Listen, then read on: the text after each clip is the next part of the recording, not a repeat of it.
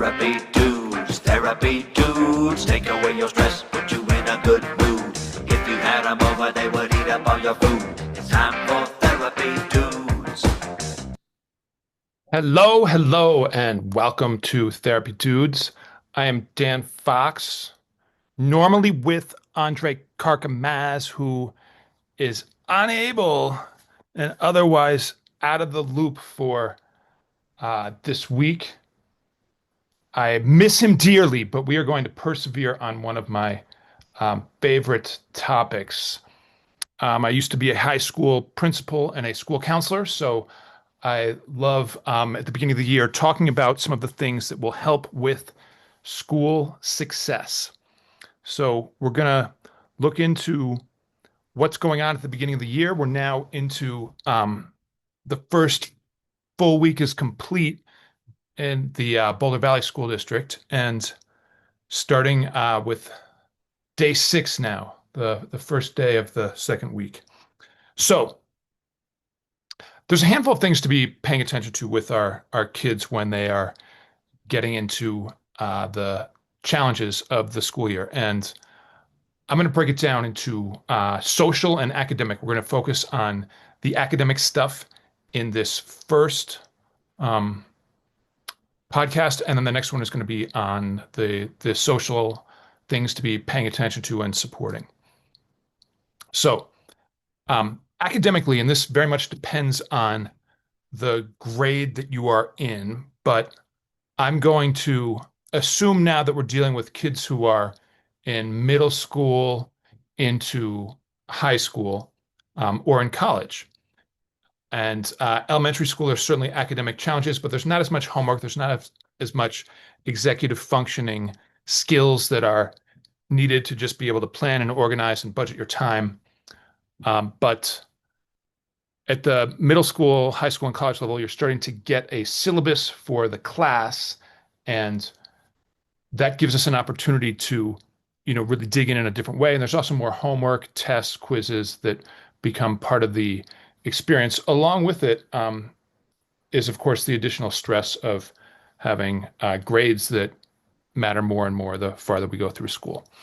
So let's break this down. And thinking about the first couple of weeks of school, one of the things that I think is very important is that we don't want to take for granted that our kids have strong executive functioning skills. Executive functioning skills are sort of the management that needs to happen when we are thinking about the kinds of things that our kid needs to be doing to be successful with learning and taking tests and all those other pieces that go along with the academics.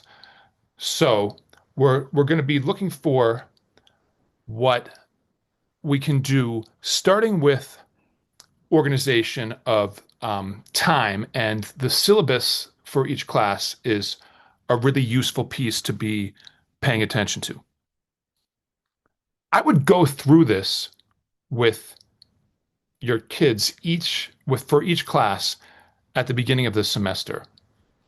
Take a look at the overall expectations for the class and pay particular attention to what the breakdown is of assignments versus quizzes versus tests versus participation or in-class projects or out-of-class projects. What are all the details that make up the grade? And there's going to be a percentage for each of those things that makes up the whole 100% of the grade. And helping our kids to understand what that breakdown is will help them to know where to focus their attention. It's also useful to get a sense of how assessments work. Are they project-based? Are there a lot of quizzes and only a couple of tests? Are there more tests involved? Is there like in-class presentations? All of these things are worth kind of wrapping our head around in the beginning, not only to understand that class, but to also understand how all of the classes kind of weave together to make the flow of the semester play out. And ideally, if we have a goal in terms of the grades that kids are shooting for. And I like to say that, there's sort of three categories here. There's get all A's, which I think may be an appropriate goal for your kiddo, especially if that's coming from them and you feel like it's realistic. Often, parents shy away from that, which I think is, for the most part, a good idea. And they look for doing your best, which to me makes sense in a vacuum, but it's not necessarily realistic to do your best in every single category of your life because doing our best in academic subjects might mean that we don't have the time to be paying attention to other subjects or the extracurriculars that we've committed to or the social experiences that we want to have. So, to me, a good landing spot is to set a goal and do what you intend to do. If your goal is all A's, okay, if that sounds realistic to you as a parent, that's great. But some people might have goals of getting a B or in a hard class a C, and that's fine. But to be clear about what you want to get academically is an important thing to be able to kind of monitor throughout the year. And especially when our kids are kind of newer to the game, the executive functioning support that we want to give them definitely does not stop at looking through the syllabi. But we want to also take a look, probably weekly, maybe twice a week, depending on what's going on with your kiddo. But we want to take a look at what's happening in, at least in Boulder Valley School District, it's Infinite Campus, as well as Schoology. Infinite Campus has any missing assignments. It has the grade in progress. Schoology often has more details about those assignments. But we want to be tracking to make sure that they are paying attention. And it's nice to set up a meeting each week with our kiddo to do the executive functioning practices of reviewing Infinite Campus, making sure that we did what we set out to do for the week, and to rehearse the upcoming week and see what's on the radar, what unit are we in, what are the assignments for the week, what are the major projects that are going to be multiple days effort, and to see how that fits in with the rest of our life. I would get that out of the gate from day one, right? It shouldn't be seen as a punishment that now we're looking at Infinite Campus. It should be seen as practice, helping them to get in the habit of managing their weeks, managing their time, tracking how their progress is going. So if we have the syllabi and we have Infinite Campus, a lot of times that covers the big picture of executive functioning skills. Day to day, though, it can be a little different. It's easy for our kids to get overcommitted with activities. And it's also easy for our kids to soak up any disposable time with social media or games or scrolling through videos or whatever it is that they do with their devices when they have some free time. If your kiddo fits in that category, it's useful to practice the executive functioning skill of estimating how long a task is going to take, specifically these academic tasks, and then planning for when we're going to be doing them. And both of those things are practices that we get better at with time. A lot of times, estimating how long an assignment is going to take is really unpredictable early on, and then later in our academic career, we get better at that. But we want to support them in getting that practice. The other thing that often happens is that procrastination gets in the way of us getting our work done when we said it was going to happen. So noticing when our kids are setting up, their expectations for when they're going to get their work done is pretty important. In particular, with how that balances with their screen use. So a lot of times kids will want to push off their homework to later. They would rather do play before work. If we can help them to reverse that model so that instead of play before work, we're doing work before play, we've done them a tremendous service. If the work tasks come first, we're motivated to get through them. We have a reward coming at the end, the play. And that's naturally motivating. And we tend to make sure that the work gets done because it's happening first, and then the remaining disposable time gets to be for play. When play comes first, we don't have any of those advantages. We end up with a situation where our motivation is much lower, right? The work is like a punishment. The play is happening first, and we kind of dread the end of it and are reluctant to want to do that, and sometimes end up sort of cheating whatever the time was that we said we were going to start to work because the play is so much more fun. So a lot of times we don't give a good effort to the work.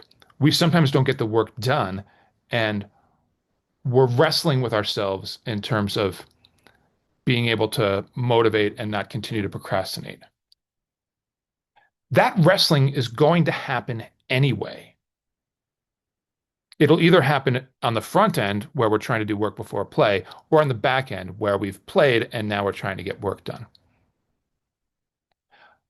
There's lots of ways that we can work with procrastination. We're not going to get into that today, but if that's an issue with your kiddo, I would start to dig in with them on strategies for how to um, manage that and how to hold themselves to whatever, standards they're trying to set. It's a practice, right? It's not like you simply design a solution for procrastination and you can suddenly implement it flawlessly. We have to work with the emotions and the resistance that comes up in spite of the design.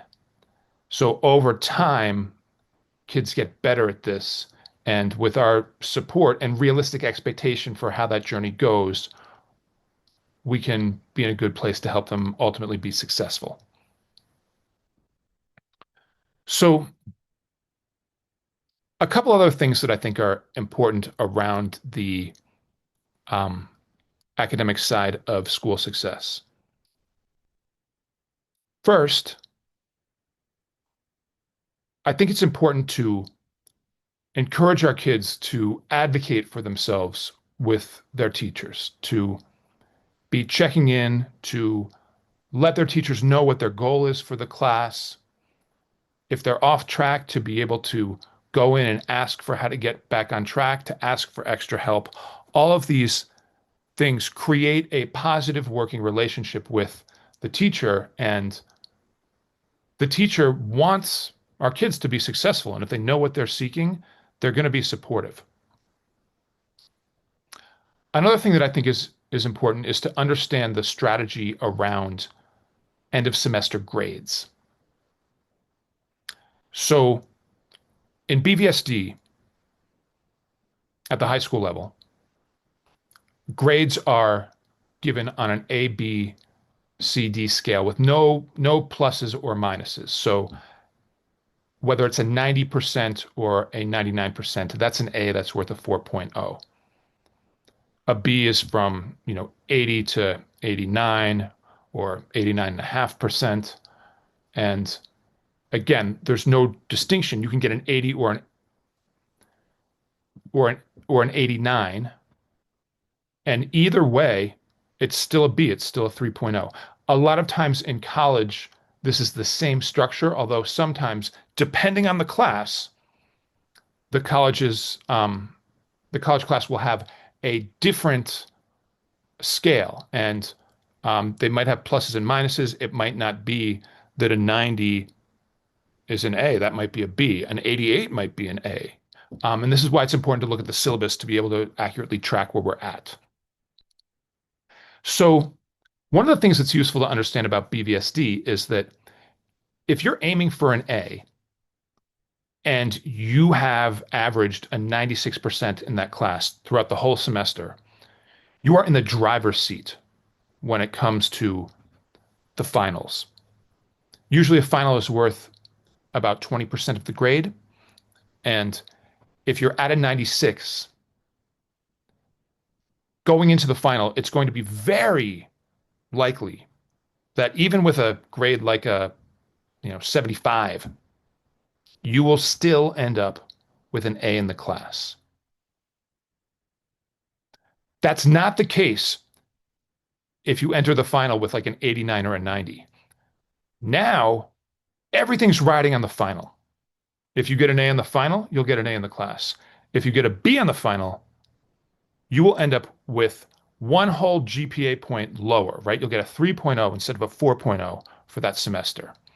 So there, you're you're in a situation where you're really putting the entire semester's efforts at risk. And this is where things like homework and late work really matter because a lot of kids will lose 3 or 4 percentage points during the semester by having missing assignments or late assignments or having a quiz or a test that they don't study for and they do poorly on. And those points are what makes the difference between being in the driver's seat and kind of gambling on the final to rescue you. So I would really encourage your kids to try to plan to be, in that sweet spot with a higher, in that range from 90 to 99 or from 80 to 89 to be on the higher end of that because it gives you much more wiggle room when it comes time for the final. And people that are in the driver's seat with most of their classes often don't have to worry about their finals. They know they're going to do well enough, and they might just have one or two that they need to focus on instead of having a very difficult last week of the semester. Finally, I want to talk about the trajectory that people tend to have when they are going through the semester, which is to have some goals, start strong, and after about 3 weeks, they sort of lose their motivation. They start to kind of make bargains with themselves or have some wishful thinking about how, oh, I didn't do well on this, but I'll be able to make it up later. I'll be able to do extra credit towards the end of the semester. I don't have to worry about this now. They accept late work. I can figure this out some other time. There's all sorts of excuses that somebody tells themselves and their parents when their grade isn't in the range where they'd wanted it to be. But the typical trajectory is to, after 3-ish weeks, to just kind of crater a bit and to have this period where it's harder to get work done. There's less motivation. We get into September, October, November, and the middle of the semester just kind of drags on. This is where I think it's very important to keep up our meetings with our kids.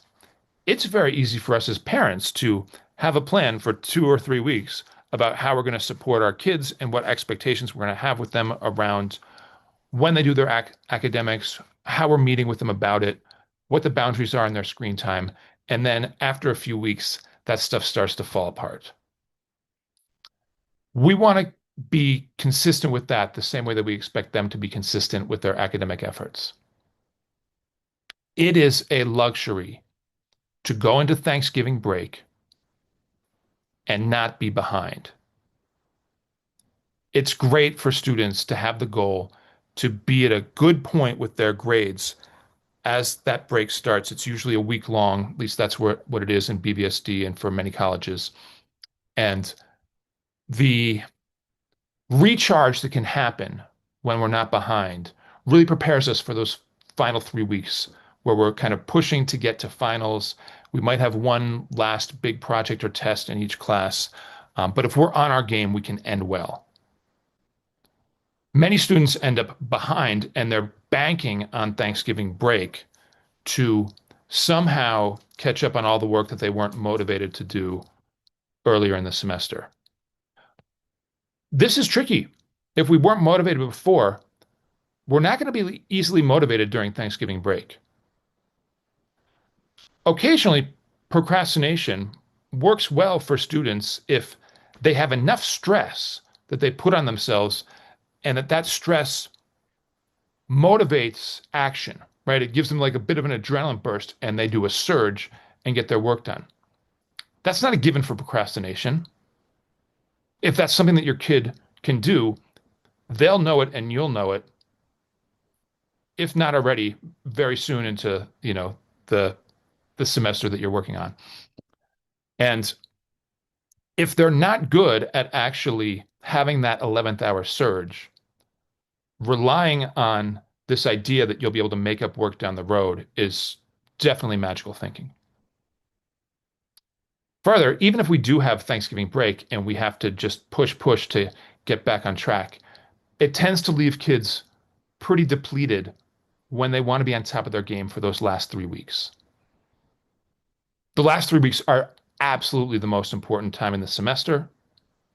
The first 3 weeks of school, very forgiving. A middle 3 week chunk, very forgiving. If we start to crater in those last 3 weeks, it's not going to only affect how we finish the main work, but we'll also be in a bad position with our finals. We'll tend to get really stressed and overwhelmed and underperform and kind of sink the semester and miss our goals. Anyway, I hope that was a helpful primer on the academic side of setting our kids up for school success. Thanks for listening. We're going to do the next podcast on the social side of things. So I hope you join us for that one too. Therapy dudes, take away your stress.